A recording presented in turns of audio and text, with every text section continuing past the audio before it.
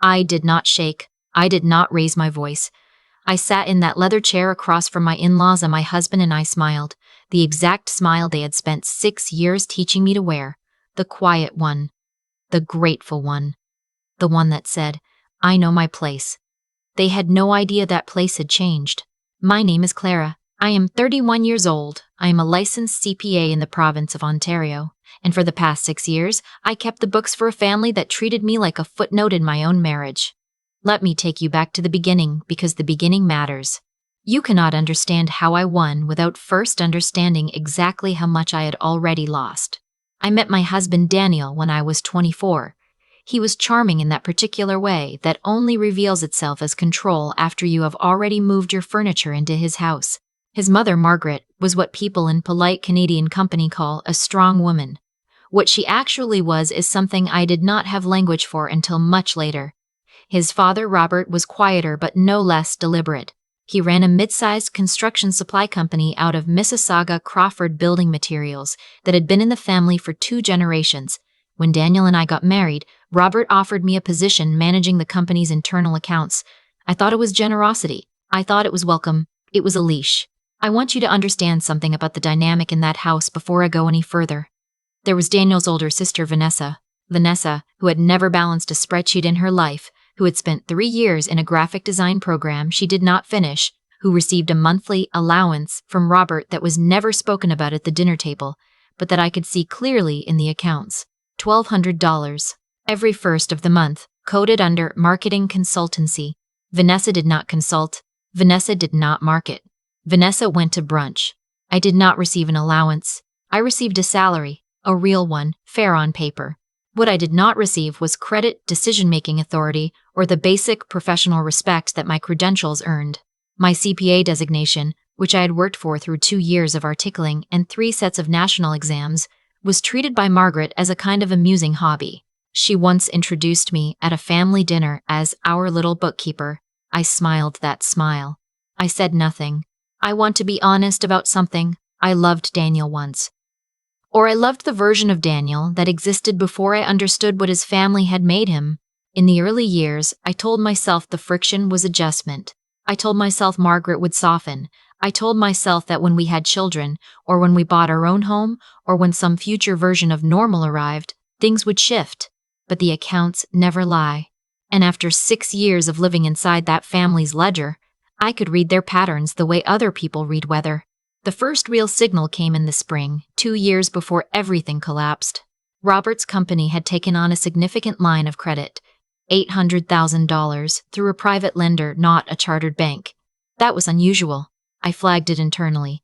When I asked Daniel about it, he told me his father was restructuring. When I asked Robert directly, he smiled and told me not to worry about the big picture. Just keep the day-to-day clean, Clara. So I kept the day-to-day clean. But I am a CPA. Keeping the day-to-day clean. But I am a CPA. Keeping the day-to-day clean means knowing exactly what the day-to-day connects to.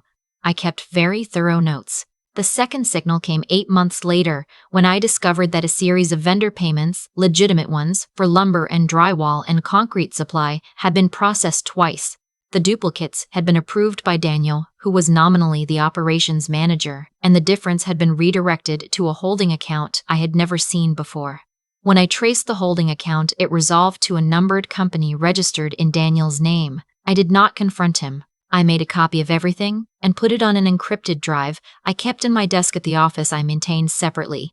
Not the family office, my own small desk at an accounting firm downtown where I had kept my independent registration active. Just in case. I had always kept it just in case. I did not know then how much that would matter. The third signal was not financial. It was a conversation I was not supposed to hear. Margaret and Daniel, in the kitchen on a Sunday evening in November, while I was reading in the next room. Margaret's voice low and certain. She has no idea what's in that agreement. And Daniel, she's never asked. And Margaret, good, keep it that way. I kept reading. I did not move. I went back to the beginning of the page I had been on and I read it again and I held my face completely still. The agreement they were referencing was a document I had signed shortly after we were married, a family asset participation agreement, which Robert had presented as standard within the company's shareholder structure. At the time, a family friend had looked it over and said it seemed fine. I had signed it at a kitchen table on a Tuesday afternoon while Margaret served tea. I had not had independent legal counsel. I had not known I needed it. What I had not understood, what I had been deliberately kept from understanding, was that the agreement contained a clause tying my professional compensation to the company's equity structure, meaning that a portion of the salary I had earned over 6 years had not simply been wages. It had been classified, quietly, as equity contribution. An equity contribution, under the terms of that agreement, was subject to clawback under specific conditions. Conditions that my husband's family now intended to trigger. I know this sounds complicated. It is complicated. That is not an accident. Complexity is a weapon when one side has lawyers and the other side trusts the family. I spent the following 3 months being very, very ordinary. I made dinner. I attended Margaret's birthday gathering in January. I helped Vanessa choose new curtains for her condo, which Robert had purchased for her outright the previous year, a transaction I had processed myself and which was categorized, for tax purposes, as a business asset, a rental property. Vanessa did not rent it to anyone. Vanessa lived in it and called it her space, and Margaret called it an investment. I made copies of that too. In February, I made an appointment with a family law and corporate litigation lawyer, independently, downtown, paid out of my personal account at a separate financial institution I had opened 4 years earlier on the advice of a colleague who once told me, offhandedly, that every professional woman should have money her husband doesn't see. I had never spent that money. I had only added to it. Slowly, carefully, in amounts too small to notice. The lawyer's name was Patricia. She was 53, direct, and completely unbothered by the stack of documents I placed on her desk. She took 2 weeks to review everything. When we met again, she set her pen down and said, "They were planning to initiate divorce proceedings against you and simultaneously trigger the clawback clause to recover the equity they classified your salary under. They also intended to petition the court to have your professional earnings during the marriage treated as a joint business contribution, subject to division under their preferred valuation." "Meaning they would take money I already earned," I said. "Meaning they would argue they were entitled to it," Patricia said. "It's not a guaranteed win for them, but it would be expensive for you to fight. That's typically the point." I asked her what my position actually was. She smiled. "Considerably stronger than they know. Here is what Patricia found when she looked at everything I had brought her. The duplicate vendor payments were fraud, not technically sophisticated fraud, but fraud documented clearly and completely in records that Daniel himself had signed.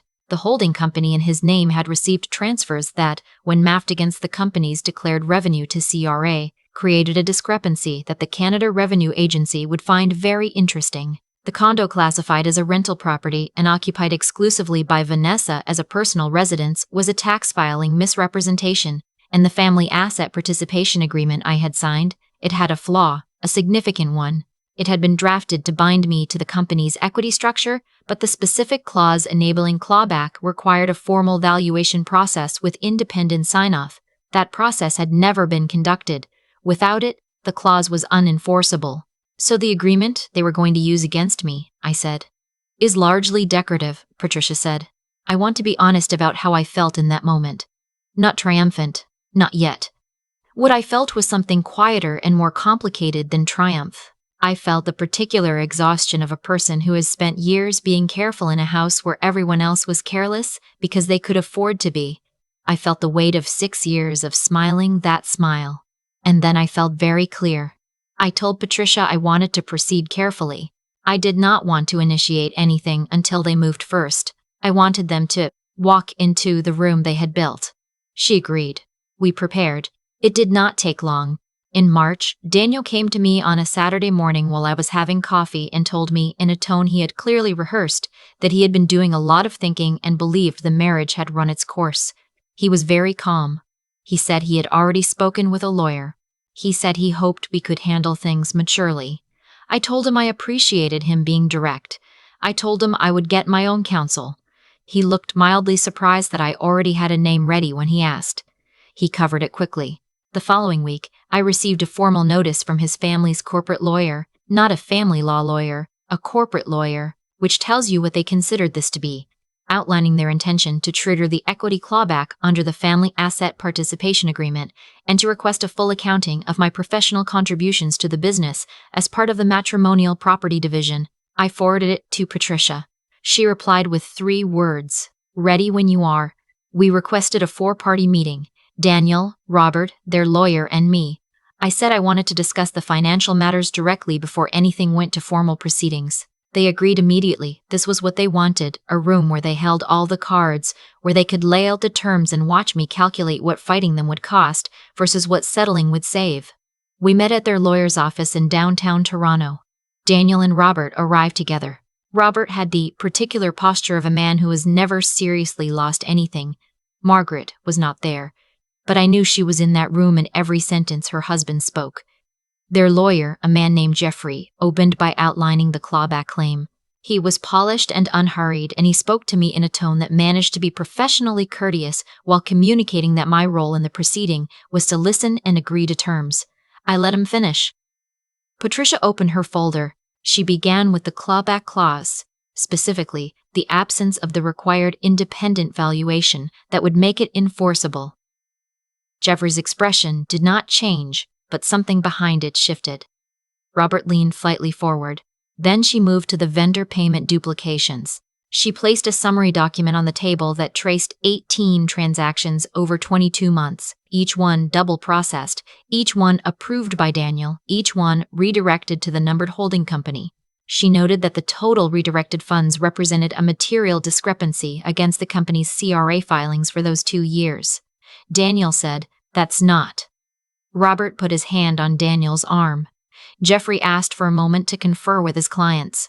Patricia said we were happy to wait. I looked at Daniel while they whispered. He was looking at the summary document. He was not the man who had sat across from me on Saturday morning with a rehearsed speech about running its course. He looked like someone who had just understood that the room was not the room he had walked into. When Jeffrey turned back, his tone had changed. Not dramatically, he was too professional for that, but the unhurried quality was gone.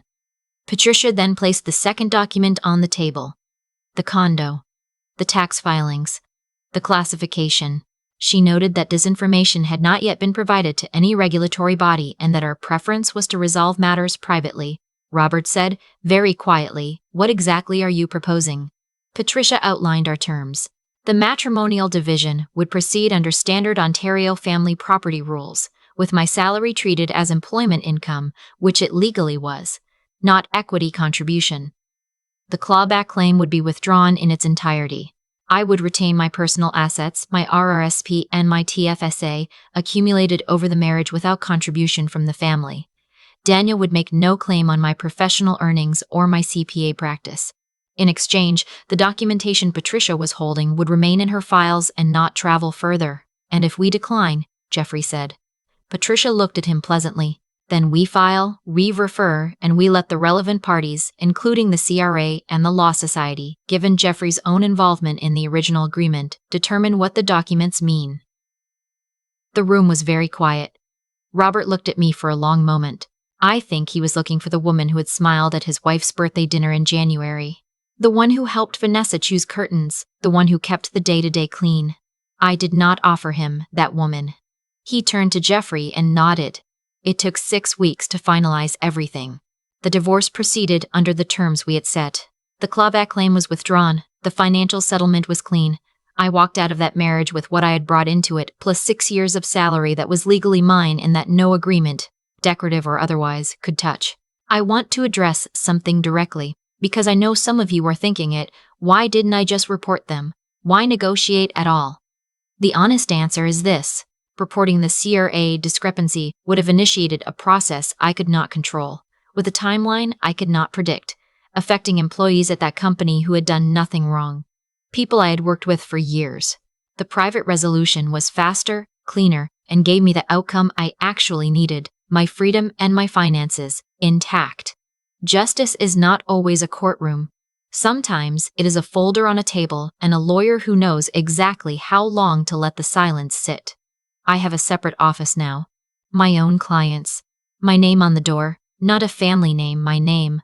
I renewed my CPA registration independently the month the divorce finalized, not that it had ever lapsed, but it felt important to do it anyway. A small ceremony with myself.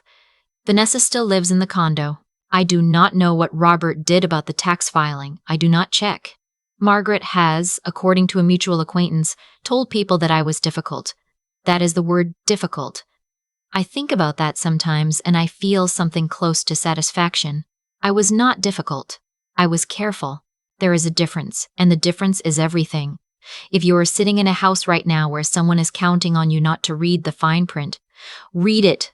Get your own lawyer. Keep your own accounts. Not because you are planning for the worst, but because the version of you that prepared quietly will be ready when the room turns into a room you did not expect. The day I walked out of Jeffrey's office, it was a cold March afternoon in Toronto, the kind where the light comes in sideways and makes everything look briefly extraordinary. I stood on King Street for a moment, and I thought they never once considered that the person keeping their books might also be keeping records. That was their mistake. And I have been patient enough to let it become mine to use.